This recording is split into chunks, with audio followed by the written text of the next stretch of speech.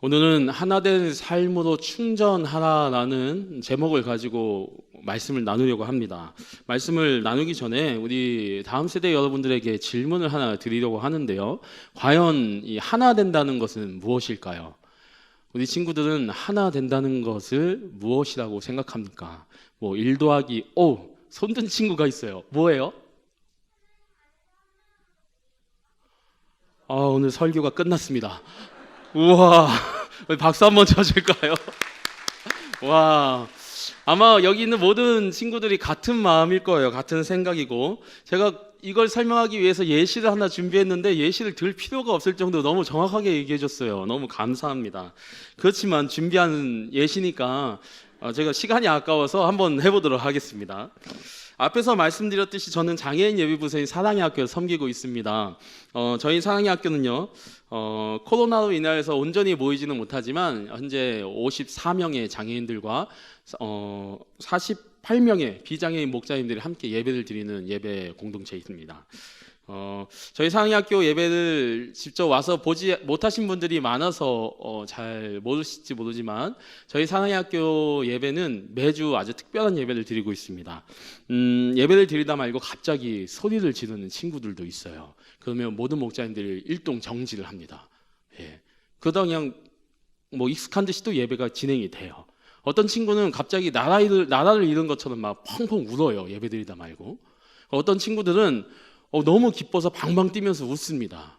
그리고 어떤 친구들은 제가 앞에 설교를 하고 있을 때 이렇게 걸어 나와요. 걸어 나와서 옆에 서서 같이 설교해요. 어떤 친구들은 제 앞에 누워서 설교를 하기도 합니다. 너무나도 저희에게는 좀 익숙하고 너무 은혜로운 장면인데 다른 성도님들이 보실 때는 좀 다르다고 생각할 수도 있어요. 물론 보여지는 모습은 다를 수 있습니다. 근데 제가 말씀드리는 것은 저희 50명이 넘는 사랑의학교 친구들과 40명이 넘으시는 우리 목자님들이 다른 예배 부서와 같은 마음, 같은 생각을 가지고 한 마음으로 아까 친구가 얘기했던 것처럼 하나님 안에서 예배드리기 위해서 모이고 있다는 것입니다. 모양은 달라도 우리가 같은 마음, 한 뜻을 가지고 한 곳에 모이는 것, 같은 일을 하는 것을 오늘 말씀이 이야기하고 있는 하나된 삶이라고 이야기합니다. 그런데 오늘 말씀 속에서도요, 이 하나된 삶을 사는 사람들이 나오고 있어요. 오늘 말씀 속에서 본문 사도행전 2장 44절인데요. 방금 저희가 읽었지만 한 번 더 읽길 원합니다. 사도행전 2장 44절입니다. 시작. 믿는 사람이 다 함께 있어 모든 물건을 서로 통용하고. 믿는 사람이 다 함께 있어.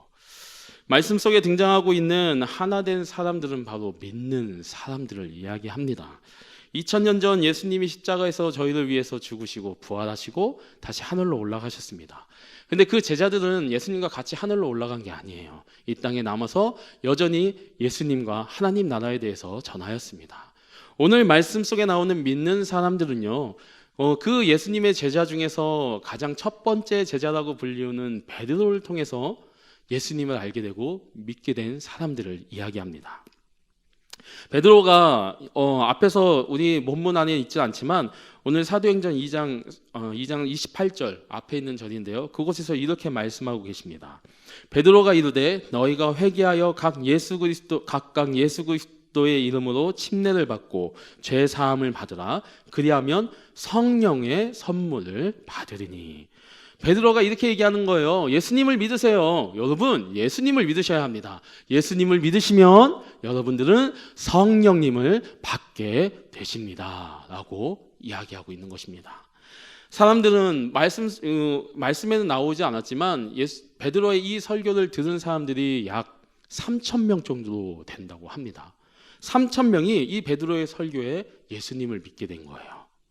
그리고 그들은 모이고 함께 예수님을 예배하게 되었다고 합니다. 오늘 말씀 속에 나오는 믿는 사람들은 이 3,000명의 그 사람들을 이야기하는 거예요. 우리는 이렇게 예수님을 믿고 성령 충만하여 한 마음 한 뜻으로 모인 사람들을 통틀어서 그리스도인 또는 교회라고 이야기합니다. 방금 이야기했듯이 2000년 전 예수님을 믿는 사람들, 그들도 교회라고 이야기하였어요. 근데 좀 앞에 다른 말이 붙습니다. 초대교회. 최초로 예수님을 믿고 생긴 교회라고 하여서 초대교회라고 해요. 근데 여러분 놀라지 마십시오. 제가 비밀 하나 알려드리도록 하겠습니다. 저는 지금도 이 초대교회 사람들을 보고 있습니다. 엄연히 따지면 그때 2000년 전 사람들이 얘기하는 게 아니고 그들이 믿었던 예수님을 믿고 그들이 받았던 성령 충만을 받은 사람들을 저는 보고 있다는 것입니다. 그리고 지금 제 눈앞에 그 성령 충만함을 받은 그 교회들이 있습니다. 바로 우리 다음 세대 여러분들을 얘기하는 거예요. 여러분들이 2000년 전에 예수님을 믿고 성령 충만함을 받았던 그 초대교회 사람들 같이 여러분들도 예수님을 믿고 지금 성령 충만함을 받았다는 것입니다. 아멘이에요? 아멘.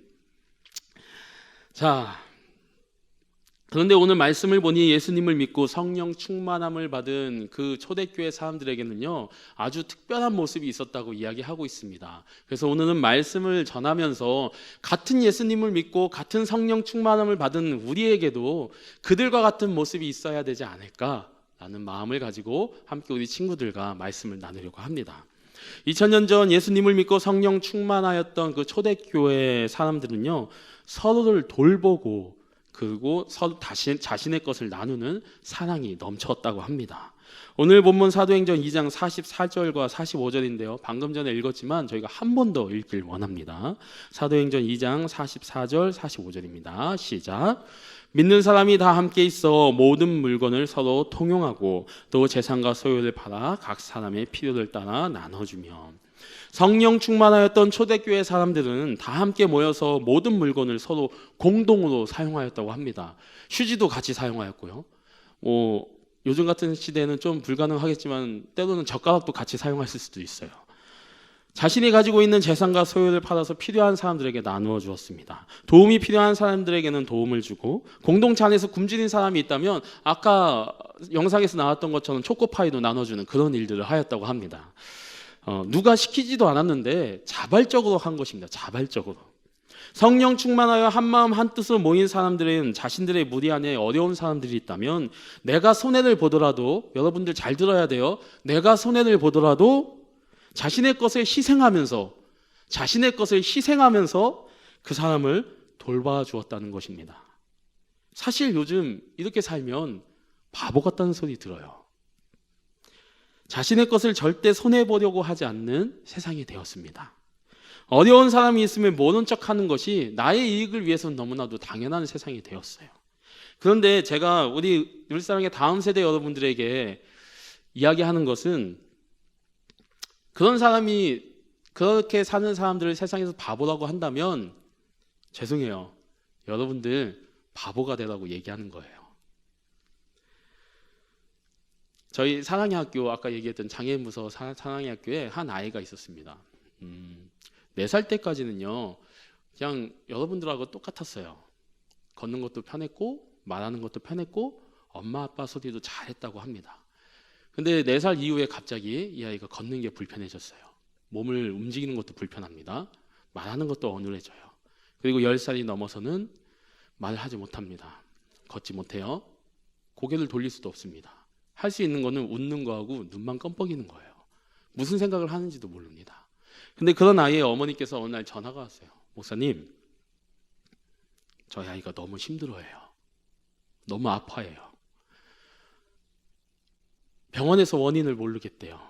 머리에 물이 차는데 이 머리에 물이 차니까 물이 차면서 이게 자꾸만 밀어내는 거예요. 눈도 밀어내고요.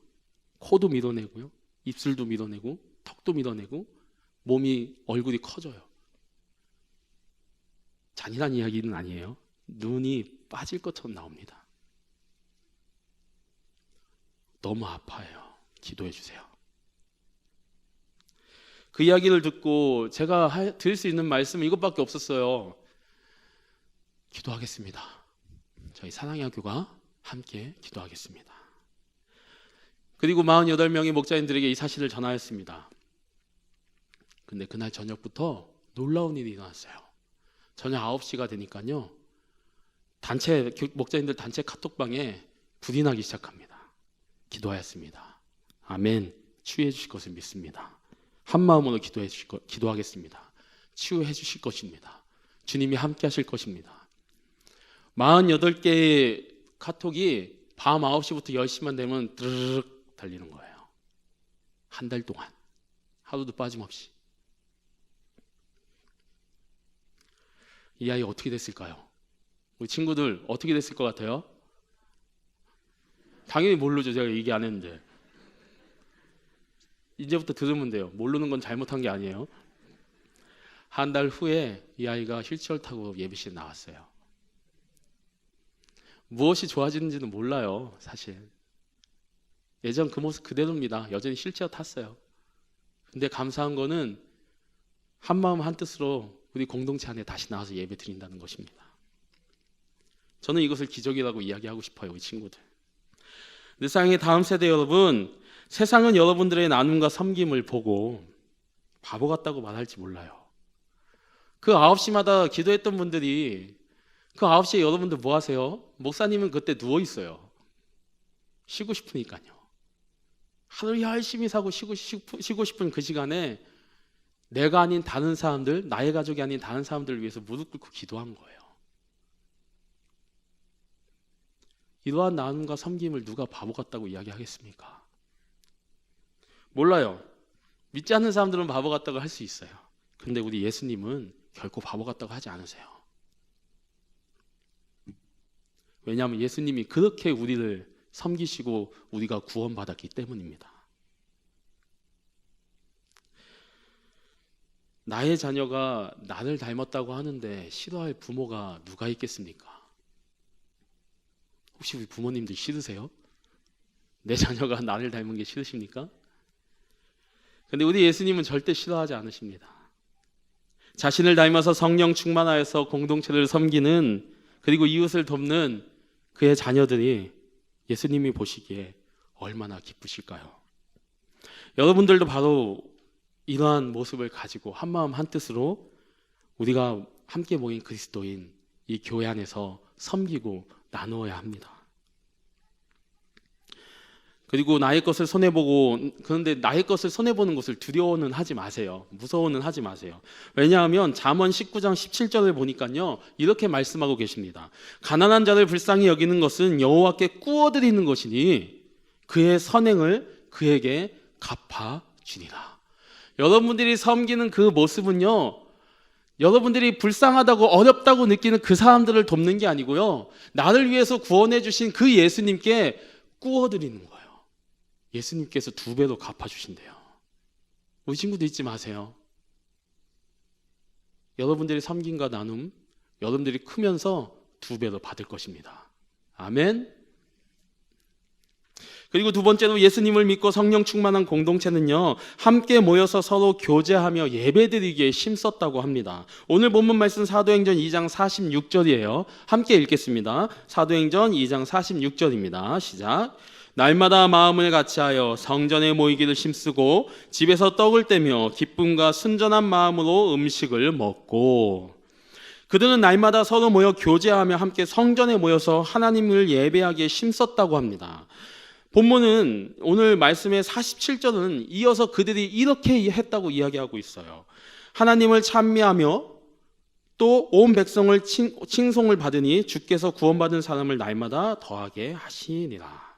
하나님을 찬미했다는 것은요, 그냥 모이기만 했다는 것을 이야기하는 게 아니에요. 형식적으로 찬송을 했다는 것을 이야기하는 게 아닙니다. 초대교회 사람들은 성령 충만하여서 그 기쁨으로 스스로, 이게 중요해요, 스스로 자발적으로 모여서 감사드리며 찬송하며 예배드렸다는 거예요. 누가 가라고 해서 가고 오라고 해서 오고 가야 돼 하고서 가는 게 아니에요. 여러분들이 성령 충만하다면 여러분들이 기쁨에 모이는 것이 기뻐서 이 자리에 와야 합니다. 그런데 이 모습을 보니까 한 가지 의문이 들어요. 저도 이 말씀 묵상하면서 참 의문이 들었던 것은 왜 그렇게 해야 하는데? 요즘 같은 때 왜 모여야 하는데? 혼자서도 할 수 있는 게 많잖아. 혼자서도 누군가를 도울 수 있고, 요새는 영상 잘 나오잖아요. 영상으로도 혼자 얼마든지 예배 드릴 수 있는데 왜? 왜 모여야 해? 참 이 부분에 한 며칠을 고민한 것 같아요. 그런데 어느 날 저희 아들을 보니까요, 답이 나오더라고요. 저에겐 10살 된 아들이 있습니다. 저와 똑같이 생겼어요. 성격도 저하고 비슷해서 뭔가 어울리고 이런 걸 좀 어색해합니다. 그건 저희 아들이 유일하게 좋아하는 취미가 있어요. 그건 바로 이거예요. 뭐죠? 레고예요. 레고. 저희 아이들은 저 레고를 만드는 걸 굉장히 좋아합니다. 뭐 크리스마스나 생일이나 뭐 선물을 받을 날이 있으면 뭐 받고 싶냐고 하면 레고를 갖고 싶다고 얘기해요. 우리 친구들도 그런 친구 있나요? 만약에 이런 거 얘기할 때마다 부모님들이 사주시면 정말 감사해야 됩니다. 이거 비싸더라고요. 하지만 아들이 사달라고 하니까 눈물을 머금고 기쁨으로 사줍니다. 그러면 아들이 그 장난감 레고 박스를 받고서 너무 좋아해요. 세상을 가진 것처럼 좋아합니다.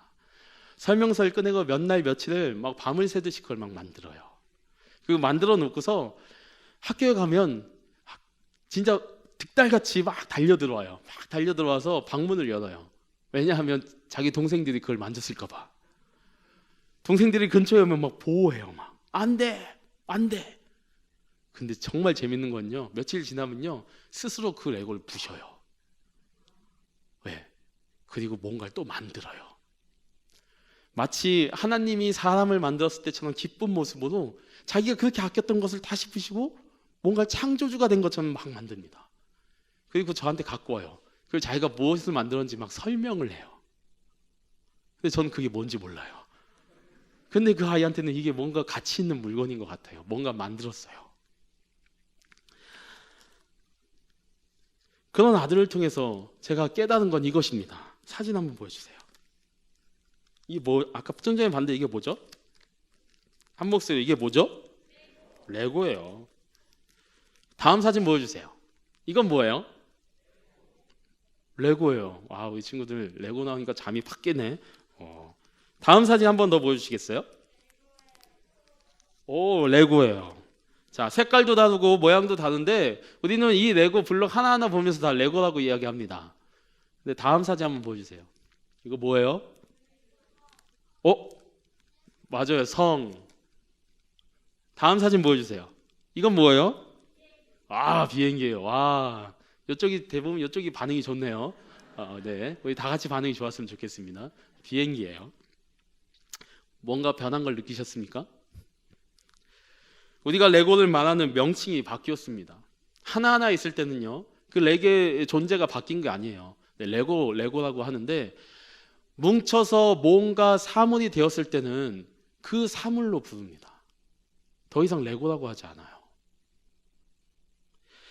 레고 블록이지만 모이고 조립되어서 하나가 되었을 때 비로소 진짜 그 가치 있는 무언가가 된다는 것입니다. 내 사랑의 다음 세대 여러분, 이것이 우리가 하나 되어야 하는, 모이기에 힘써야 하는 이유예요. 하나님께서는 여러분들 한 명 한 명을 너무나도 소중하게 만드셨습니다. 그리고 구원해 주셨어요. 혼자 있어도 구원받은 사람이라는 건 변하지 않아요. 하지만 진짜 가치 있는 사람이 되기 위해서는요, 우리는 모이기에 힘써야 합니다. 그래야지 우리가 무언가 될 수 있어요. 성이 될 수 있고요, 비행기가 될 수 있는 것입니다.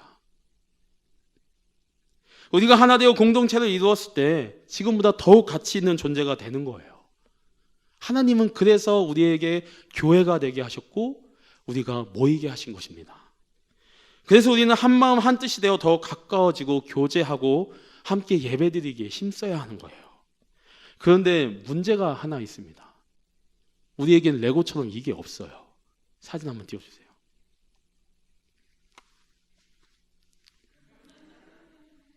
우리 레고처럼 이걸 뭐라고 하지? 뿌리라고 해요? 이 동그란 거?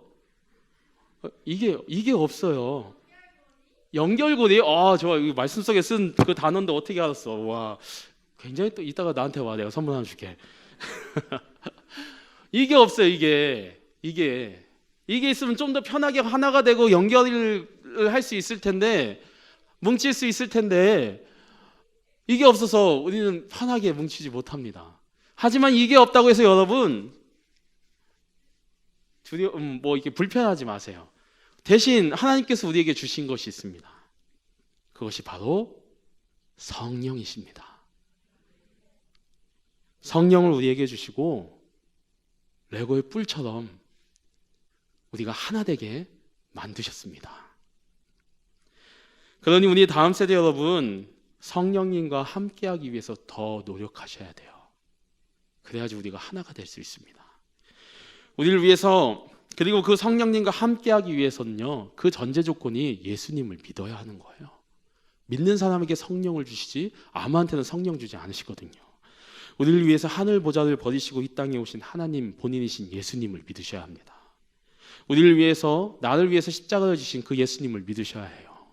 나를 위해서 죽으시고 3일 만에 부활하신 그 예수님을 믿으셔야 합니다. 하늘로 올라가시고 다시 그 모습 그대로 내려오실 그 예수님을 믿으셔야 합니다. 그래야지 우리 친구들 성령님을 받을 수 있습니다. 여러분들 예수님 믿으시나요? 믿으신다면 큰 목소리로 아멘. 우리 친구들 지금 고백한 것처럼 끝까지 예수님을 믿으셔야 합니다. 이것을 잊지 마세요. 예수님을 끝까지 믿으신다면 여러분들은 하나 되고 세상 가운데 더 가치 있는 존재로 살게 될 것입니다. 아멘. 오늘 본문 사도행전 2장 47절의 말미에서 이렇게 말씀하고 계세요. 후반부에 방금 읽으셨지만 온 백성이 칭송을 받으니 주께서 구원받는 사람을 날마다 더하게 하시리니 성령 충만하여서 공동체를 섬기고 함께 모이기에 힘쓴 그 초대교회 세상에서 바라보는 시선입니다. 사람들이 그들을 칭송해요. 잘한다, 칭찬합니다. 그리고 그들을 통해서 예수님을 알고 구원을 받습니다. 여러분, 성령 충만하고 하나 된 공동체는요, 세상 가운데 영향력을 발휘하게 됩니다. 우리 친구들 성령 충만해서 하나 된 공동체로 초대교회와 같이 남을 돕고 서로를 돕고 그리고 예배드리고 모이기에 힘쓴다면 여러분들은 그냥 교회 안에서 영향력을 끼치는 사람이 아니고요, 세상에 나가서 영향력을 끼치는 사람들이 될 거예요. 이것을 믿으시고 언제나 예수님을 믿고 하나 되어서 오늘 초대교회의 모습과 같이 살아가시는 우리 늘사랑의 모든 다음 세대들 되시길 간절히 소원합니다. 기도하기에 앞서 사진 한 장 보여드릴게요. 한 5초 정도만 볼게요. 시간 많이 갔는데 잠깐 보겠습니다. 한 어머니께서 기도를 하는 장면이에요. 무슨 이유인지 무슨 연유인지는 잘 모르겠습니다. 이 사진을 보면서 제가 느낀 거는요, 이 앞에 있는 한 아이와 뒤에 업고 있는 이 아이예요.